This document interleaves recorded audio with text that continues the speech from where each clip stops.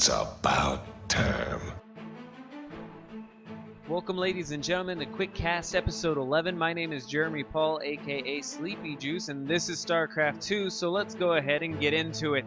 So today we are going to be looking at a TVP with our Terran player, Frijole Mole, and our Protoss player down in the bottom up in the top, Mythic. Now Mythic is our hero.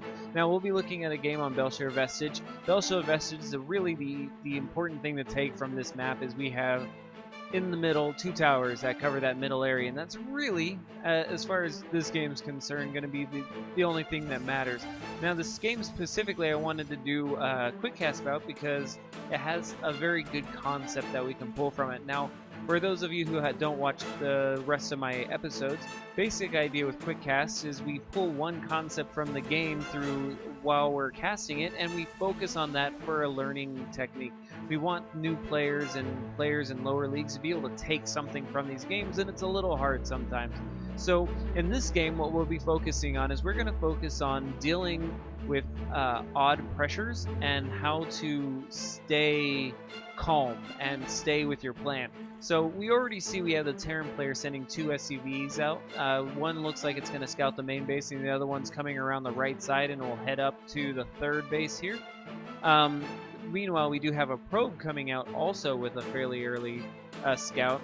Now, what we're going to see is we're going to see Terran start gathering his SCVs on the right side of the map here, and we're going to see him proxy. Now, for the scouting there on that Terran, we saw two gases go down. Now, when you see that, what you want to be looking for as a Terran player is you want to be looking for how many probes go into those gases. If it's only two in each, it's probably just a mothership core. But if you do see three in each of those gas, it's going to be some sort of tech if he's doing it that fast. Now, we do see the pylon coming down in the bottom right hand here, so it looks like we're going to have a proxy from both players going on here. The two SCVs in the top right are going to end up, if they're making any sort of common sense judgment here, they're going to make barracks, because that's pretty much all they can make. Now, he does already have a barracks coming down in his main, so it's going to end up being 3 barracks at this point. Now, when you're going through and say somebody's proxying you, and you have time to end up with your normal build, it's important to stay calm, and we want to talk about the importance of keeping your workers alive, because that income over time is what's actually going to allow you to pull ahead and win through the pressure. Now, we do see that both barracks are coming down. We also have the Stargate coming down. Now, the Stargate being in that position, we have a couple of choices. They're not going to be making Phoenixes because that just doesn't make any sense. We're either going to be going Oracles or we're going to be going Void Rays.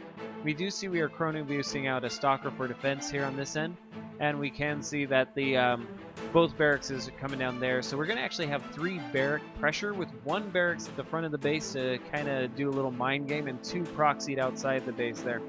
So we're going to see this game, and we're going to watch 2 different ways to keep your workers alive. The Terran player is going to do one technique, and the Protoss player, although doing something very similar, will do a little bit different of a technique. Now, we do have an Oracle coming down. We also have Concussive Shell coming down for the Terran player, so that's going to be his tech of choice with this push. And we can see he's already moving his units across the map. The Oracle is about halfway done, so when that Oracle comes out and goes into the Terran base, there's not going to be any units there to stop it. So that's going to be an issue there. Now, we do have the Tech Lab on 2 of these and a reactor coming down on the 3rd one, so we're going to have Marauders and Medivacs. But here comes the Oracle. Let's go ahead and see what we can get done with this. He's going to activate the beam there, and it's starting down, but now it's a great pull on the SCVs there. That's really good pulling them out that fast. He missed the mules, but that's okay. The mules would run out of energy and die over the time anyways. So he's going to end up pulling that Oracle back, and he's already producing the other one. Now he pulls those SCVs back immediately while continuing with the push here. Now, normally that's a good thing. It allows us to continue to have mining time. We want those minerals because that's going to allow our push to continue to be strong. So we'll see what happens here. Now, we do have more gateways coming down in the Protoss space. So as he's producing the Oracles on the other side of the map, he's actually producing units at home also. We already have 2 Oracles out, and it looks like we're going for a 3rd. Now, when is he going to push with these barracks is the question. Is he going to do it before these gateways are actually up and warp gates finished? We're not sure yet. So the oracles are going to come in. Another great pull on those SCVs. He is kind of picking them off one at a time, though. We have a fair, looks like 8 probe lead right now, so there's a certain amount of economic advantage here for the Protoss player, and he's mining this entire time while these SCVs are pulling away. Now the SCVs are pulling back slightly, so out of the base and then coming directly back, and it's just leaving them open for these oracles here. Now luckily these oracles are out of energy. The downfall with them is that one of them can't shoot at this point, but one is enough to kill a lot of SCVs, and he's going to end up having to pull them off again. So the question is, when you're pulling your SCVs, how far do you pull them? Where do you put them? We have another Oracle coming in also, and this one's going to open fire on those SCVs. Meanwhile, we have the Terran player coming up the ramp here, and he's going to be able... There's no force field put down. It looks like the Protoss player is actually looking at the Oracles at that time, and the Terran player is just going to roll in there and have free... the gateways are coming down, but he has free access to that base now. He's going to just knock out all these pylons. It's going to depower all the gateways, and there's not going to be any more warpins. He did get a single zealot out there, and he pulls the workers, and the workers are going to leave at this point. They're going to just end up going as far away as they can. Oh no, I take that back. They're going to attack and then leave. It looks like they're going to run past some Marines too on the way. Now, at this point, he doesn't have much of a choice but to bring these oracles back. So the probes themselves are going to run all the way down to where the oracles are for protection. That's where they're going. The SCVs only went a little bit of ways and then came back, and they're all gone. Like you can see, we only have 2 SCVs now in the bottom of the screen there where we have the workers listed. Now, here comes another important fact. Is oracles do really well against Marines, so when you have Marines, you need to focus fire on what the main threat is, because they're going to just open up on all the oracles. Now, as you see, one oracle goes down and one oracle runs out of energy. The Marines are actually shooting the oracle that's out of energy, and this oracle here is able to go through and waste every single Marine, and there is no more anti-air. Those oracles are going to clean it up, and the Protoss player is going to have 21 workers come back to work here.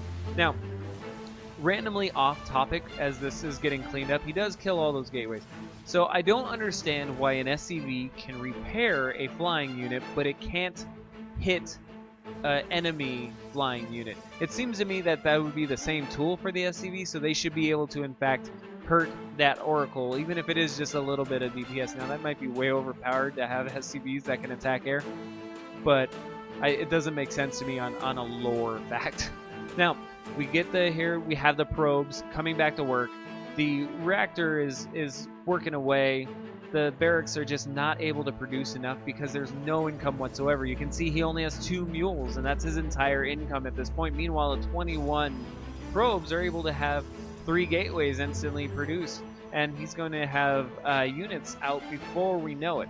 So, kind of what we've learned from this is when you are under attack for proxy or some sort of cheese of any sense, it's important to get your workers out of there. Your workers are your lifeline. That's what's going to cause you to win the game over time.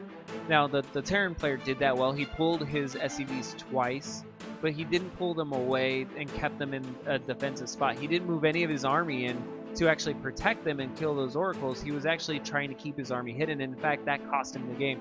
Now the Marines are going to pull in here, and they're going to see what they can do. It looks like we have a pylon there that they're just going to bypass. They have to get into the base and do damage because he knows he's behind at this point.